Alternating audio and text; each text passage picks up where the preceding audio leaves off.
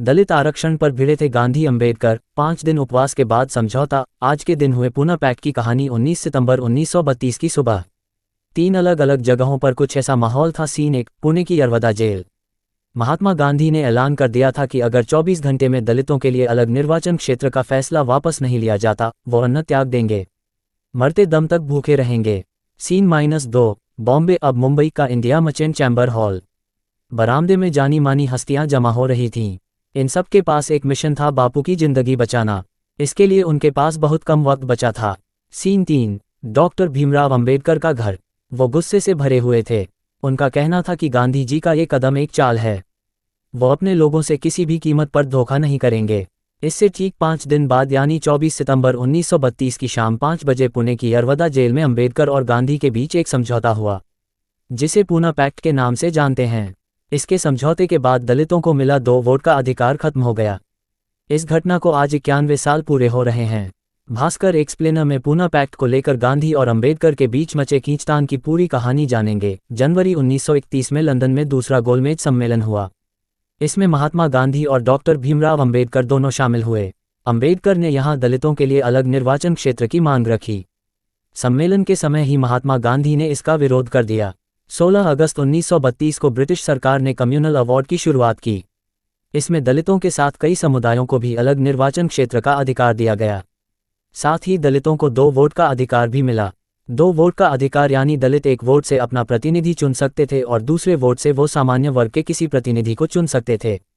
London में हुए दूसरे गोलमेज सम्मेलन के दौरान महात्मा गांधी और डॉक्टर भीमराव अंबेडकर। महात्मा गांधी ने यरवदा जेल में ही शुरू कर दिया था अनशन। दलितों को 2 वोट का अधिकार मिलते ही महात्मा गांधी ने इसका विरोध शुरू कर दिया। उनका मानना था कि दलितों के लिए अलग निर्वाचन क्षेत्र और 2 वोट के अधिकार से हिंदू समाज बन जाएगा। एक ही समाज में दलित हिंदुओं से अलग हो जाएंगे। इसके विरोध में महात्मा गांधी ने ब्रिटिश सरकार को कई चिट्ठियां लिखी।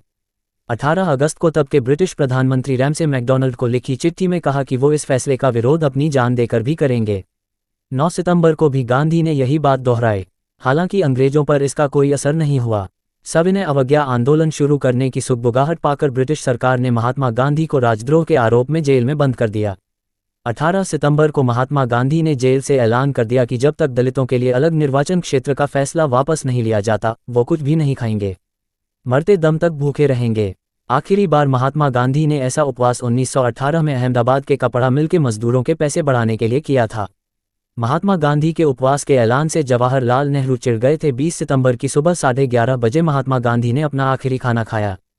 इसके बाद ऐलान किया कि जब तक उनकी बात नहीं मानी जाती वो मरते दम तक उपवास करेंगे। इसी दिन से उन्हें मनाने का सिलसिला भी शुरू हो गया।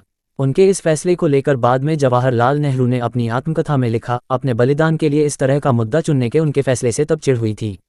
उधर लंदन में जब ये खबर पहुंची तो हंगामा मच गया। अंग्रेजों को डर था कि महात्मा गांधी के इस तरह की मृत्यु भारत के लोगों को भड़का सकती थी। ब्रिटेन ने साफ कर दिया कि वो कोई भी फैसला मानने को तैयार हैं जो हिंदुओं और हरिजनों को मंजूर हो। गांधी के इस कदम को डॉक्टर भीमराव अंबेडकर ने गुस्से में एक चाल बताया। डॉक्टर भीमराव अंबेडकर के लिए महात्मा गांधी का एक कदम किसी झटके की तरह था। वो गुस्से से भर उठे, यहां तक कि गांधी के इस कदम को अंबेडकर ने एक चाल बता दिया। 26 फरवरी 1955 को बीबीसी को दिए एक इंटरव्यू में अंबेडकर ने इसका जिक्र किया था। दूसरी तरफ पूरी मुंबई के हिंदू हरिजन नेताओं से मिलने लगे। महात्मा गांधी के स्वास्थ्य पर रोजाना अखबार में बुलेटिन छपने लगे। स्वास्थ्य जैसे जैसे बिगड़ता जा रहा था, देश में खलबली बढ़ती जा रही थी। कांग्रेस के नेताओं ने अंबेडकर को समझौते के लिए मनाने की कोशिश की। अंबेडकर ने दलितों को अधिकार दिलाने की बात को अपना कर्तव्य बताया। कहा कि भले ही उन्हें फांसी दे दी जाए पर वे अपने लोगों से धोखा नहीं। अंबेडकर ने दलितों को अधिकार दिलाने की बात को अपना कर्तव्य बताया। कहा कि भले ही उन्हें फांसी दे दी जाए पर वे अपने लोगों से धोखा नहीं करेंगे। अंबेडकर को इस बात से समस्या थी कि संयुक्त निर्वाचन में अपर कास्ट हिंदू दलितों का शोषण ही करेंगे। अंबेडकर से गांधी के बेटे ने गिड़गिड़ाते हुए कहा था तबीयत ज्यादा बिगड़ रही है। 22 सितंबर को अंबेडकर गांधी से मिलने यरवदा जेल में पुणे पहुंचे। गांधी के सेक्रेटरी महादेव देसाई के नोट्स के मुताबिक अंबेडकर ने कहा कि वे दलितों के लिए पॉलिटिकल पावर चाहते हैं, यह उनकी बराबरी के लिए जरूरी है। दोनों अपनी जिद पर अड़े रहे। 23 सितंबर को भी इस बात का कोई निष्कर्ष नहीं निकला। क्रिस्टोफ जाफरलॉट अपनी किताब डॉक्टर अंबेडकर एंड अंचबिलिटी में लिखा है कि अगली सुबह महात्मा गांधी के बेटे देवदास गांधी नम आंखों से अंबेडकर के सामने गिड़गिड़ाते हुए कहा, पिताजी की तबीयत ज्यादा बिगड़ रही है।